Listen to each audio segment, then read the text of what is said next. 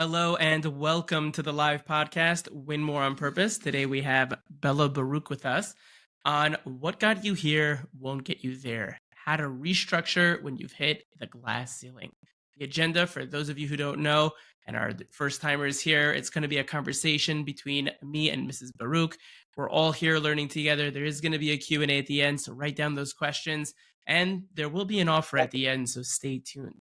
For those of you who are here live, you can put into the chat. Tell us where it is that you're coming from, introduce yourself, what it is that you do, and just something maybe that you're focused on your business today. For those of you who don't know me, my name is Yaacov Steinberg. I am a full-time sales coach now for just about 5 years. When I first went into the space, I noticed that people were able to build 6-7 figure businesses on their own. They're good at what they do. They're passionate. Some point along the way, they learned how to speak to people. But they'd hit this glass ceiling one way or another, either because they were making it up as they went along or because they didn't want to be that stereotypical used car salesperson, feeling sleazy, pushy, even getting people to buy things they didn't need. And that's where I came into the picture. Mindset, technique, skills, really helping people to have that confidence and clarity to understand who they needed to speak to, where to find them, what to say, and how to say it. For those of you familiar with LinkedIn, I've had the pleasure of working with a couple of pretty well-known people, whether it be Chaya Fishman, Eli Bash, Hody Blach, Hody Greenberger, just to name a few. And thankfully, the clients that have worked with me at the 6-7 figure realm have been able to grow by even 50% in the first 60 days of working with me. Those at the 100K realm have been able to grow by even 150% in the first 60 to 90 days. And solopreneurs just starting out have been even able to grow 200, 240% in the first 45 days. Mrs. Barouk, really excited to have you here today. Tell us a little bit about yourself. Let's get the show on the road. Thank you for having me. So I restructure and I reorganize companies. I, like many business owners, just was thrown into this randomly, and somehow things evolved to where I am today. Absolutely amazing. So let's jump right into it. I mean, we named the podcast What Got You Here Won't Get You There, and How to Structure When You Hit the Glass Ceiling. I think the first question that we really need to address, because I think so many people really misunderstand this, is what is a glass ceiling? When does it occur? Okay, so a glass ceiling there are proactive reasons that someone could reach a glass ceiling, and there are reactive reasons that a company can reach a glass ceiling.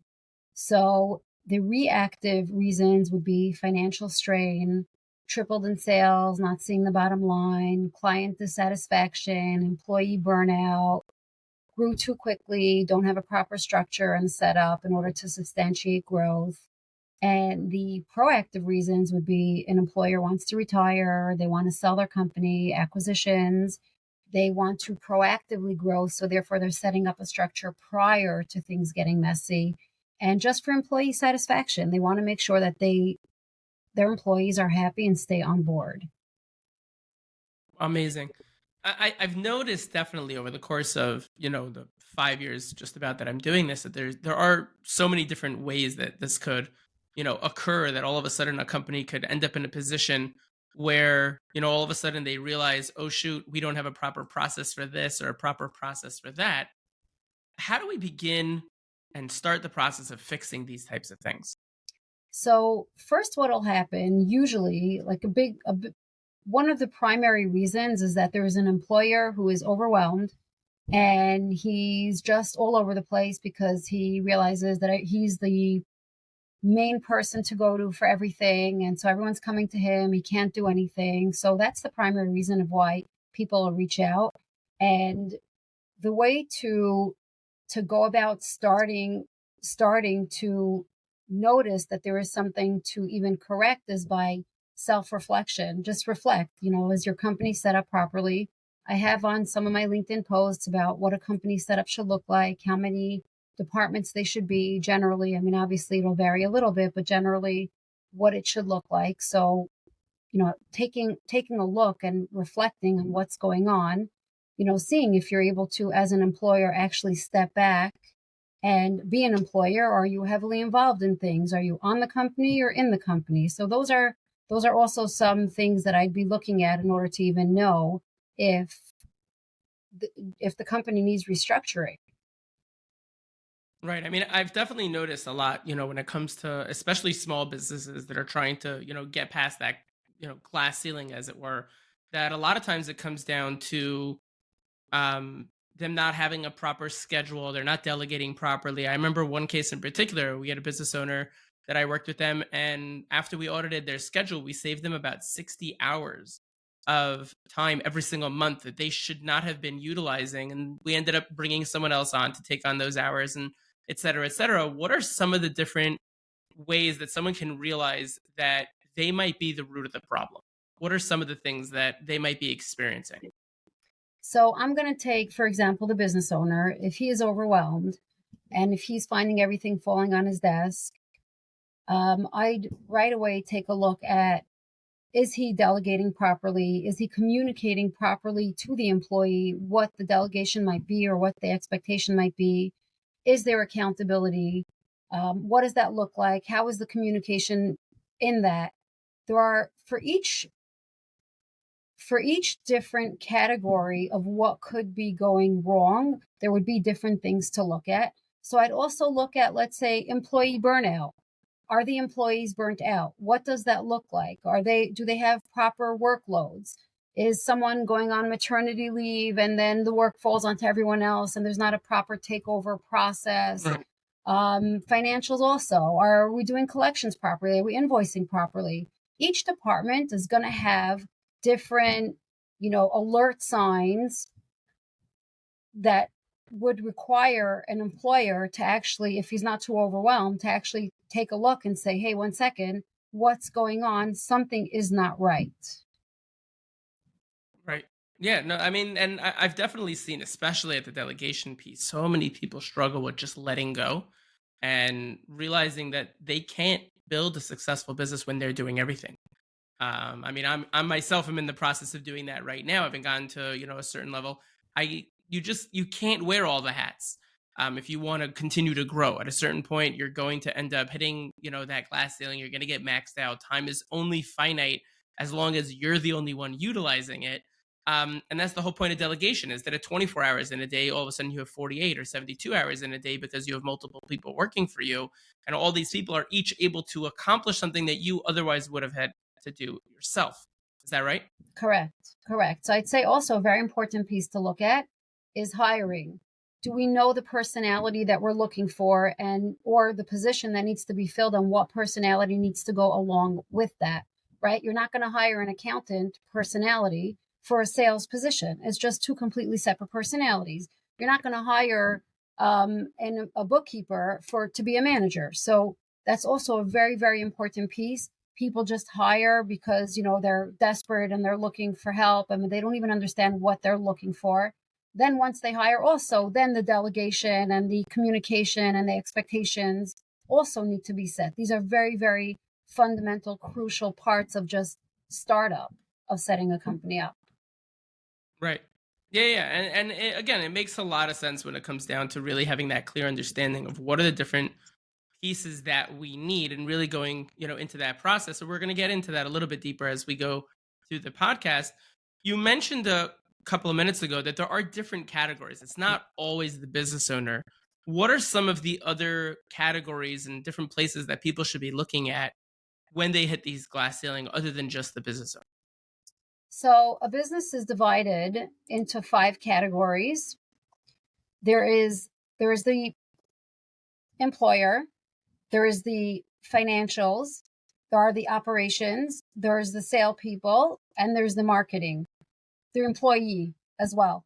I added the employer as its own category, which really it should be. Maybe I should change my model a little bit, because that is the most important part out of everything.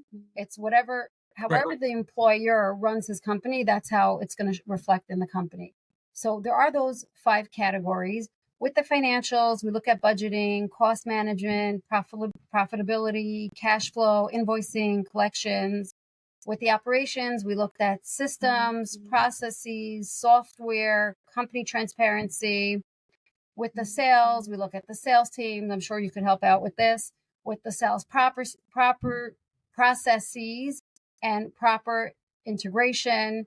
A lot of companies have a lot of incentives for salespeople. Everyone will take on their own unique approach or, whatever works for that company. There's the marketing, the brand positioning, the advertising, the social media, And then there are the employees, which is also a very, very heavy focus for me. The company culture, how have they been treated? How are they going to be when you want to make changes? Are they going to be receptive? Are they going to be fighting the whole process? Is it a cohesive team? Are they defensive? Are they reactive? And then we also look at, we want to retain talent, right? Those employees that we appreciate, we want to make sure that they know that they're appreciated and they're complimented, because that makes them work and give back more. And we're going to also look at the workload. What does their workload look like? Do they know their positions? Is it clearly defined? Are they fighting with each other? Are people stepping on each other's toes? But those are the five main areas that I look at in a company. Right. And yeah, it makes a lot of sense in the way that you're breaking it down, especially because, I mean, like, just from a sales perspective, which is the one that I would know the most, um, sales strategies is huge. I mean, like, if you don't have an understanding of the strategy that you're trying to accomplish, you don't have an understanding of who you need to accomplish which roles. Do we only have openers? Do we have openers and closers? What's the process going to be? What is the funnel that we're going to lead people through? What's the handovers going to look like when it comes to customer service, et cetera, et cetera? I mean, these are places where all of a sudden things are going to start faltering within the operations process, et cetera. And that's a very big piece in terms of making sure that people are going to, one, be stable, but also be able to accomplish growth, right? Absolutely. Also, another important part that I want to mention, that usually a lot of times it creates conflict in a company. Salespeople have a certain personality. That's why they're salespeople. And then, customer service reps in a company have a much different personalities. So oftentimes I'll find that there's a lot of clashing between the two, and the communication needs to be broken down. Like it requires a lot of maneuvering, explaining, training in order to get those two teams to work together. Right. And I've seen that myself, multiple times when it comes to, working together with different companies and making sure that, they are in a place that's going to, help them to grow. And a lot of times it comes down to the company culture itself, the way that people communicate with each other, the way that people are willing to have open communication and be honest with each other. What are some of the different ways that company culture will be affected by, let's say, the operations not being set up properly, other than just a lack of communication between the two roles? Well, so let's say if someone doesn't know what their exact position is, if it's not clearly defined, then you're going to have people being competitive. You're doing my work, you're doing my work, comes to raise time. It gets a little messy then too, right? Because everyone wants to Hmm. raise, and they think that by stepping on the other one or bad mouthing the other one, that they're going to get into further places and, shine a bit more. There is, like I said earlier, someone leaving on maternity leave. They don't have a proper system. They don't have a proper setup with the workload and how it's going to be divided. That's going to create tension. It's going to create chaos. It'll create resentment between employees.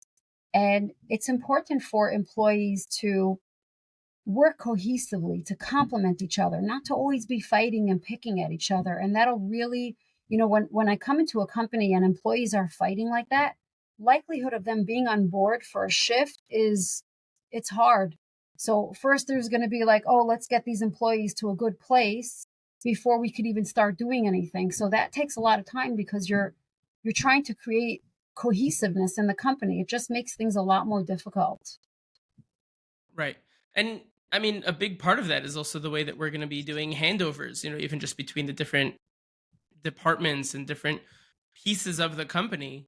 And all of that requires people to be on that, the same wavelength in terms of we're all here to accomplish a specific purpose, as opposed to each person's here for themselves and just trying to get by and do whatever they can in order to get ahead and get the best type of position. Um, One of the things that I also realize when it comes to setting up companies to be correct is a lot of times when, we mentioned earlier the business owner and we spoke about operations a little bit. How is it that sometimes the lack of delegation or the overwhelm of the business owner, the lack of accountability, let's say, how do those things really translate or play a role in the operations or the processes of the company? Well, so I look at a company like a tree. In order for one department to be functioning properly, the other It's a hierarchy. The other department needs to be properly functioning as well.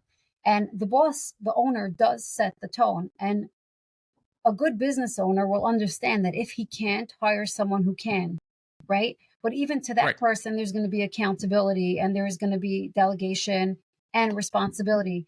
If it gets stuck with the first person, with the manager of the company, then for sure the inefficiencies are going to trickle all the way down because they're setting up a precedence of what that should look like. So if the business owner doesn't know how to do it, the manager is not going to know how to do it, and all the other team leaders are not going to know how to do it as well. So it really all starts at the head, and it takes a different personality type to start a business versus running a business.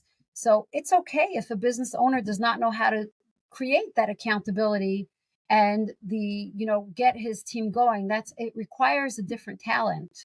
It's not a deficiency. It's just different, that it's a different skill set than what he knows how to do.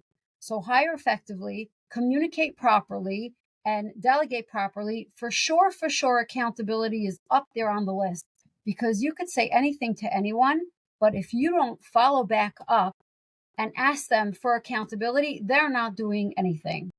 So that's actually, I think in this whole thing, accountability is a really, really important piece. Yeah, and there's also the fact of like they speak about this when it comes to, adults and their children. If we're not setting an example by showing, not just saying, don't do it, do as I say, not as I do. It's the same thing within a company. If the business owner isn't going to be accountable, then the people working for them are not going to feel like they need to be accountable. Which is Absolutely. why I think that piece is, like you said, it's one of the most important pieces because when the business owner is ready to step up and they're really ready to be that example for everyone else of what it is that we're trying to do. And that's why company culture is so important in the sense of really creating that cohesiveness. Because when you create a culture of excellence, we want to be the best we can be individually and together as a company. You're striving for more than just your own personal gain within the position that you hold, right? It's about a greater goal and something bigger than just yourself. And within that, there's an accountability that I need to act a certain way and treat others in a certain way if I want to get there. Absolutely. Absolutely. It reminds me also of children. You mentioned children for a second. It reminds me of children. You can say to a child, you need to do this, this, this, and that. But if you're not going to reinforce that and make sure that it happens, that child is not going to be doing that. And that's their homework. I mean, that's to set the boundaries to test the boundaries is exactly what their job is to do. And Right. it's our responsibility as adults to make sure that we're following through on what we said. And it's the same thing with the business owner. You can set everything up properly, but if there's not proper delegation, proper accountability, proper follow through, things fall through the cracks. And absolutely working towards a common goal and having people understand that they are part of something rather than, working on their own business alone. And that happens a lot when operations are not properly set up, is where you'll have individuals create their own little process and, the word is evasive right now for me, but they're creating their own little system inside the company, Right. and they're entering things in the CRM their own way. They're doing their own thing. And then when, let's say, they have a day off or when they're out for some reason, someone else comes in to take over. There's nothing they don't find anything that they're looking for. There's nothing to fall on because they weren't doing it the same way as everyone else. Right. And I mean, in regards to that point, like you said, evasive is a good point, but it's when you're running in your own path, then no one can follow you. Right. And that's exactly the point. Like you mentioned, like if someone goes off on maternity leave or someone gets, sick or they're not well or whatever it might be, the whole company could fall apart just because one person decides to do their own thing. And another important piece I think that you mentioned was there's a difference between the skill set of starting a company versus running a company. And I think this is something that people don't talk enough about because we all talk about, entrepreneurs and the hustle culture, which I think a lot of people have come to realize is just not the correct way of doing things. But within that process, the entrepreneur side of things is this idea that you got to do things on your own or you got to just start things and keep things running afterwards, when in reality, that's not necessarily true. A lot of people are really good at just starting companies and then handing them over to someone else. Some of the best, entrepreneurs that we know are people that really were very good at delegation. They knew what they were good at. They knew who were the people they needed to find, the skills they needed to find to supplement the things they weren't necessarily good at, and hand it over to those people. And that's it. Bye bye. I don't need to really speak or talk to you. I want to hear a quarterly update, whatever it might be. But I have found the person I need to, and I'm going to put that person in position and let the ball roll. Absolutely. That is absolutely key. I believe that business owners should sit and drink coffee. They should sit and drink coffee leisurely. And if they're not, Sounds then like a there's an nice. issue. It definitely sounds like a dream. Um, what are some of the different? Let me ask this a little bit differently. Can people do this on their own, or is this something that they absolutely need a professional to step in and help them with on this journey? Okay, so it's a good question. Now, I'm going to use myself as an example. I am not a startup company person. Can I do Okay. it? I can. I could. I could struggle and I can do it. But I understand that I have to stick in a place that I am comfortable with and where I excel at. Could people do it? They could try. Will they be effective? I don't know. Everyone could try, but it does usually take a separate person coming in and looking at it objectively. And also, a lot of people have very, and rightfully so, their company is their baby, right? We're not going to see the flaws in our babies necessarily the way other people are going to see them. I worked in a Right. company where the business owner, got very like defensive, almost like a little hurt, like, oh my gosh, this is my company, are you sure all these things are not okay? Like, is it? And I'm trying to explain to them, you have a beautiful company, but you brought me in to correct what's not so perfect. And once they got past that, they were able to, the changes happened really quickly. But it's a little bit of a painful process sometimes because it requires a lot of reflection. But could a business owner do it? I'm sure they can. Everyone can do everything. But is it the best way? Could they see everything? That depends on the person, what they're able to see. Right. Yeah, it brings to mind this piece whereby, when I talk to people and explaining coaching, a lot of times, especially when I first started out, it was the part where people didn't realize that, let's say Michael Jordan, he had a coach. Why did he need a coach, right? Let's say he was the greatest basketball player of all time. Does such a person really need a coach? Is that really necessary? And the answer is yes, because these are people who understand that they can't see everything themselves. They realize that nothing that you are doing on a consistent basis is nothing that you're doing on a consistent basis is something that you can see that there's something wrong with, right? And it's something that only an objective person from the outside can say, "Hey, Michael, pull your elbow in a little bit.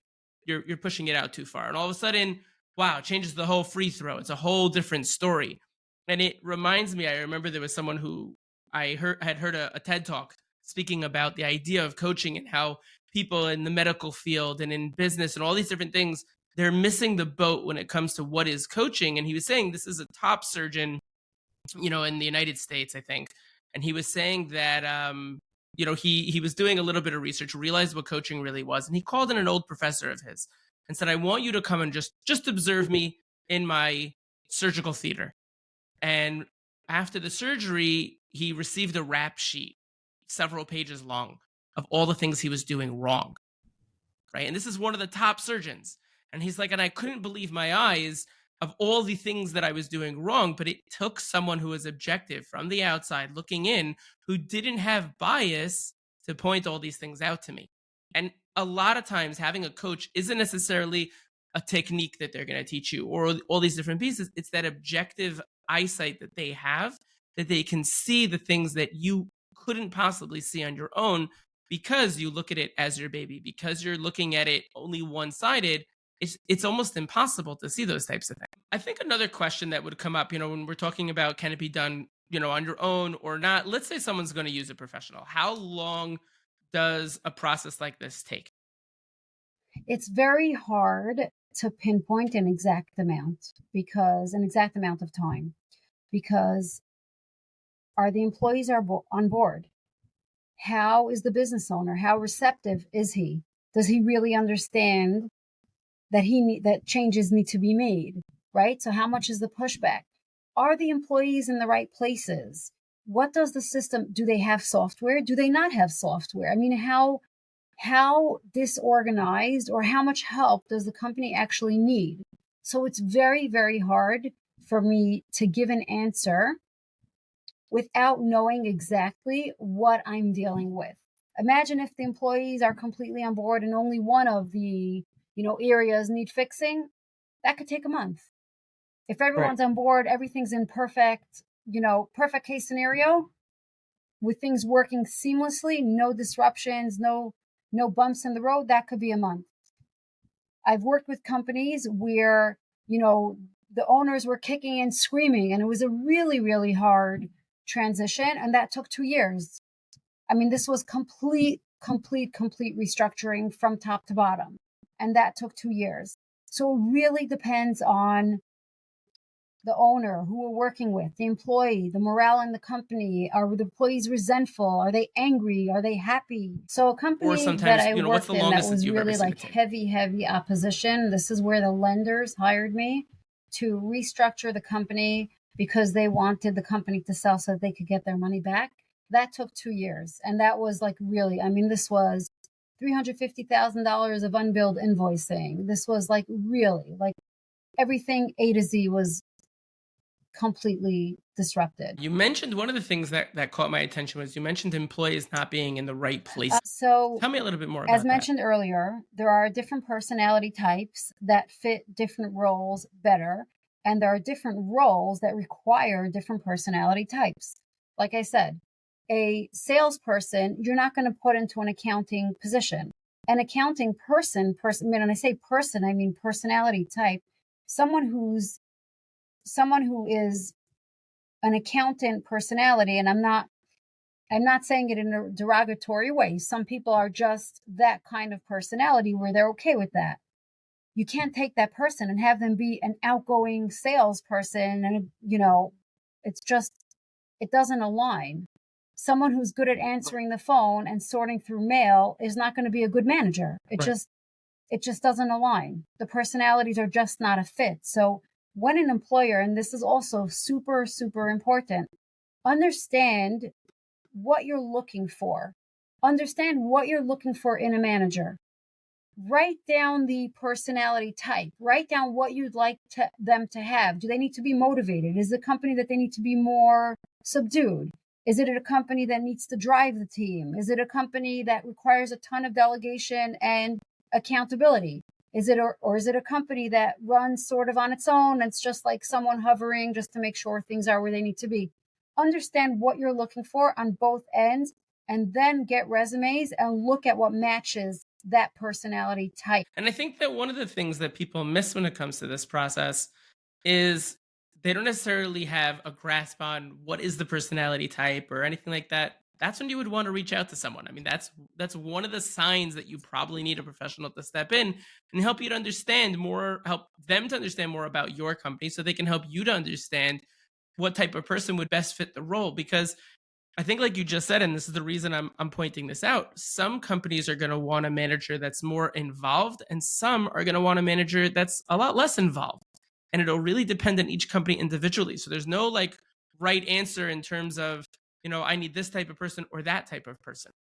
It's going to really depend on the type of company that you have, the culture you've created, and the goals that you have for the company. You might even need to be making a shift within that process, right? What got you to $100,000 is not going to get you to $1 million. And what got you to $1 million isn't necessarily going to get you 10 million, right? So it's at these different stages. And every company is going to have those stages in different places, which are going to help a professional or yourself to be able to understand what type of person you're going to need. And I also focus heavily on the human development, on the HR, understanding personality types, understanding people. So that part is super, super important. Even the recruiters, they are fantastic, but sometimes they also miss that part. It is, but it's on the employer. It's a nuance. It's not on the recruiter. It's on the employer to understand what they Right. need in their company. 100%. And it's only based on whatever, shopping list, as it were, that you're going to give over to a Right. recruiter, that they're going to be able to properly find the right person that you're looking for. Right. If you give them the right. But also wrong recruiters are ingredient not for a necessarily cake, going it's to look not at going to come out the right personality. way. They're going to say, oh, hey, you want this? A, B, C, D, E is checked off. But the personality type is also plays a big, big role into Right. this. An employer really needs to look into the future, right? See what the vision of the company is, see what they need in order to get there, and then hire accordingly. Very, very powerful. A lot of what we've spoken about are some of the different things to look for, and even different ways that we can be fixing some of the situations.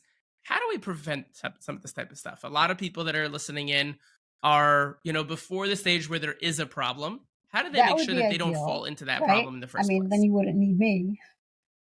But setting up properly to begin with will allow for seamless growth. Create a process, create a structure, create a financial department, write instructions about how it should go, right? The way I see it is a company should have almost a booklet they're able to hand over to someone else coming in and say, hey, do A, B, C, D. That's how clean a company should be. HR, you're hiring. These are our steps. A, B, C, D, E, F, G. This is what needs to be done. That's how clear it should be. Right. And we do this in sales. I mean, I do this for my own clients when it comes to having a clear understanding in terms of what it is that a salesperson needs to do. And it's about setting out that foundation. And then it's just a matter of implementation at that point and making sure that people are going to follow the handbook, follow what it is that they need to do. And I think this goes back to what you said earlier. It's about hiring right. It's about really spending the time before you hire that person to understand what it is that you need, what is it that you're going to hand over, how you're going to do it. Make the handbook, right? Now, and I'm not talking about from an HR perspective handbook, but it's an operational handbook. Okay, for your job, this is what you need to do. And as the business owner, you might need someone to pull that information out of you. I do that with my clients all the time. But a lot of times it's what has worked for you up until now in this role that you've been doing. Get it down to a science, document it, and then you can hand it over to the next person. And I think from what I've seen from business owners that really get this and have really been successful at growth and scale were the ones that spent the time to really become a almost a researcher within what it is that they were doing to see what were the best ways to do it, the most efficient ways of doing it, and then documenting that process, systematizing it, and handing it over to someone else. And that's, I think, where, we hear Mhm. about people that are running 10 companies at a time. That's how they do it. They do it because they have a system in place. They know exactly how to build a company, the type that they want to build. They've done the research already. They have the system. They have the handbook, quote unquote, that they're going to give out to each person they need. They set it up initially, bring in all the people they need, hand them each their individual booklets and say, okay, now do this and don't change it. Right? You have an idea, talk to me about it, that's fine, but stick to this and don't change it. We can A/B test different ideas you have because we're open to thinking and we want to hire people that are smarter and better than us, of course. But that doesn't mean to fix something that's not broken yet. You want Right, to try to make it right. better, And that's that fine, but also, first make sure it that it's could be that working in the properly. first 5 years of business, you're going to create a perfect workbook and everyone's going to follow that exactly. But then you realize 1 second, in order to get to the next 20, we need to do something else. In order to get to the next 40, we need to change something of that. But yes, create a system, create a process, step back, Right. analyze, bring in someone objective, look at it. Does this make sense? Are we doing things the right way? And it's remember that it's not a reflection, it's not something negative. This is required for growth. It exists everywhere. We always I too sometimes I have to take a step back. Is this working for me?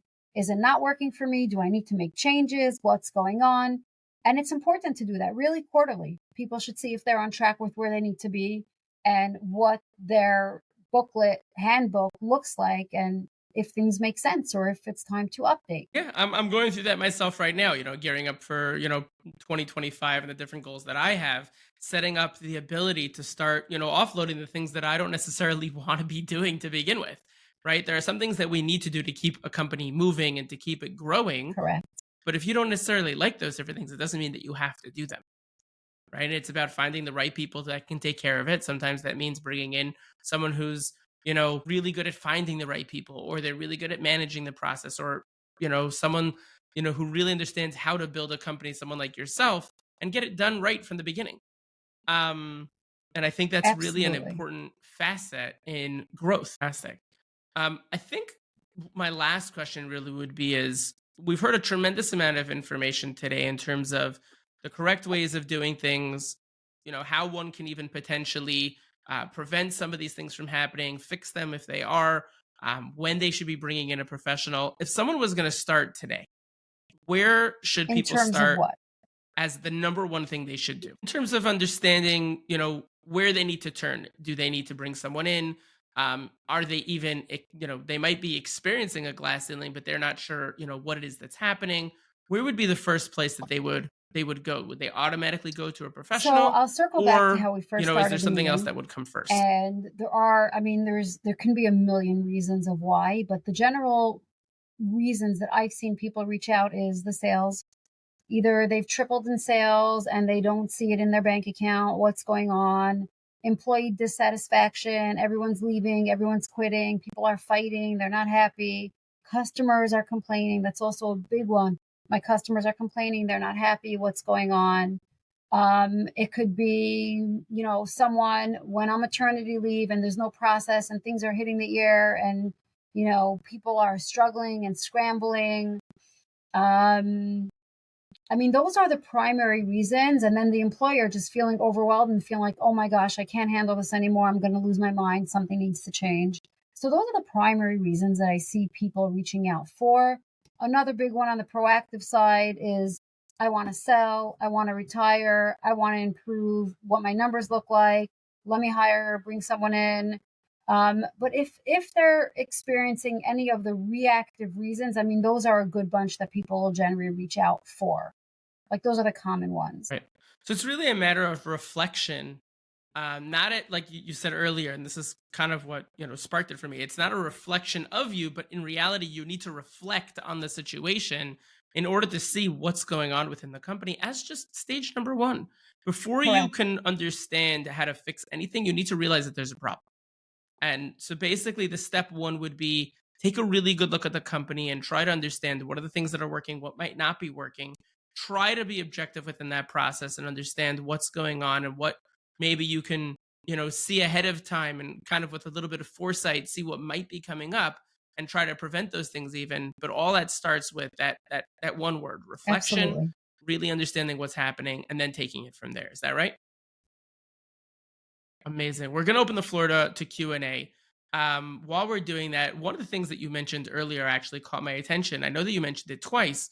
You mentioned there's a possibility where someone tripled their sales and are not necessarily seeing it in their bank account. So I work What with would be some of someone. the reasons that that Sure. could be happening Well, that's the thing. It wasn't from a necessarily, financial it was perspective? financial, but not necessarily. Meaning people care about money. At the end of the day, they want to see that if their sales triple, that they should see Okay. that in their bank account. If they're taking home triple the amount. And in reality, it doesn't necessarily look like Mm-hmm. that. So I worked with a retail store and they said to me, they called me up and they said, well, someone else told them to call me. They wanted to hire a forensics accountant. So I get on a call with them. I end up going down, checking out what's going on. Turns out they weren't tracking inventory. So yes, it's numbers, but they weren't even tracking inventory. So that means that they're having inventory sitting in their store, going on clearance. They're not making the profits where they need to be making. They weren't tracking what the customers like, what they don't like. They didn't even have a system in their software to track what was coming in and what was going out and how fast it was selling and how much longer different products to sell. So that was absolutely number one. Wow. Then there was also, they didn't take into account the cost of things went up, the rent went Right. up, the inflation. They absolutely did not take that into account at all. So that was another big issue that they had. Like, it's great you tripled your sales, but yeah, your rent went up. If you're not going to take that into account, or if you hired a second salesperson and you're not taking that into account as well, that's going to create a little bit of an issue. So those were a little bit of the issues that we were looking at from that perspective. In an actual like Right. office setting, again, the unbilled invoices. Are you billing are you doing a service for your customers for free, just giving things away and then trying to collect? Not a good idea. Create some sort of structure that they're paying you some of it up front, right? So at least when you have to collect, if they don't end up paying, at least you got some of it. So there are different things that I look Right. at from the financial perspective. Right. Right. And that brings, a very important point in the sense of, like we said earlier, systemization and operations is really making sure that, you have a clear understanding of what are the payments that you're making, what are the costs that you have, what are the different pieces within your billing process that you need to flush out. I was speaking to a business owner the other day, and they didn't know how to send a proposal, right? And they were doing it in such a way that they were literally, losing an arm, a leg, and a few toes. And it was so important and imperative for companies to really have a clear understanding what type of, if they're going to have a contract, what type of contract that needs to be, what needs to be included in it, and a clear understanding of what that process is going to look like from A to Z. So I think that's a very important, piece of the puzzle, to say the least. And I think the example you gave from a retail store kind of really makes it easy to understand, in the sense that if you're not paying attention to inflation or any of these little bits and bobs that are going to come up along the way, then of course you're going to stumble, and Absolutely. you're going to, you're going to Absolutely. fumble the ball, and you're not going to In realize a what's happening. business office also, I look at, because this is an important piece, Fantastic. Oh, where what do the raises look like? Are you giving your employees raises based on what they're producing, or are you just throwing a number out there in the air? Like, how do you even know? Are you budgeting? Are you looking at the financials? Are you breaking things down? Do you know what the cost per employee is versus what they're bringing in? Does it make sense? Are they being underpaid? Because it's a thing. Are they being underpaid for what they're producing, or are they being overpaid for what they're producing? right. So that's an important thing, especially now that we're going to be wrapping up the year. Employee raises, that's an important thing to look at. It's interesting you brought that up, because a question that I wanted to ask you here from the chat would be, how do you create a proper process? Or it might just be too much of a complicated conversation for this, and we'll just have to tell them to get in touch with you. But how does someone create, a bonus structure or any of these types of things, when you're really trying to have everything mapped out in a clear way that's going to give you, Okay, that clear so understanding from the billing process and everything else there are that's several happening? different ways to look at this, and I'll just like stick to two basic. But the structure that we're setting up, is it for an employee who's doing their work? Do they need to be manipulated into place? So if so, I would create the structure in one way, right? Quarterly, or, quarterly, these are the expectations, meet these Hmm. expectations, we'll continue giving you raises. Obviously, they wouldn't necessarily hear about it that way, but structure something in such a way that keeps them going. Or is it an employee who's really working very, very hard? Again, what are they producing? What is their value to you? And even if you do have to give them a raise that's more than, let's say, what their input is, what is their value? What kind of key person are they in your company? There are so many different things to look at. So I'm just going to stick to the simplicity of it, but for sure, reach out. I'm happy to discuss it. Yeah, absolutely. And I think that makes a lot of sense. I mean, it's really understanding also, I think, in terms of answering this question, what are you trying to get out of this particular person? And understanding from the get go that if you're going to be, from a billing perspective, giving people bonuses, that is included in cost to begin with. And if for whatever reason they didn't reach it, so then you can take it off, and happens to be you made a little extra money that month. That's how I always, look at these types of things when it comes to bonuses. Especially within sales, this happens all the time. If you're going to create a bonus structure, then it has to be accounted for to begin with, right? One, you have to be making enough funds that you can afford a bonus structure. But even above that, it's something that until the month comes to its end and they Absolutely. didn't hit that goal, it's as if that money doesn't exist. Just like the regular payroll, it's gone. Now if they happen to not hit it, great, you had an inflush of cash or whatever it is that would have been their particular bonus, and they didn't get it that time. That's fine, but that's Well, usually how these absolutely, and things that goes have to be back looked at into from those into perspectives, the I would say. the business owner. If you want an employee to take you seriously, or if you want a child to listen to what Right. you're saying to them, you have to make sure that you're following through appropriately. If they're not meeting their goal, please do not give them their bonus. Instead, work with them. Make sure that they understand what's expected of them. Right. Make sure you communicated that properly. Usually, if they're communicated properly too, and if they understand what the assignment is and they understand how to get there, they're giving they're given the tools and the resources to get there, there's no reason they shouldn't meet their bonus. So I'd look at other things. That's another thing to look at. Right. Exactly. So it Unless they're all in the like wrong circles position, into each other. which goes back to that. Exactly. It all right. It all goes one into the next. This is absolutely fantastic. One of the things that I always say at the end of every single podcast, as we're closing out and we're getting to that point, we're going to tell everyone about the offer that we have. There's always something important.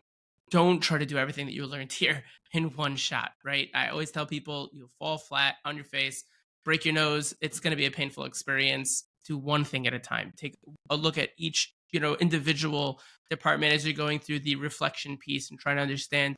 Don't try to, do everything all at once because it's not going to work.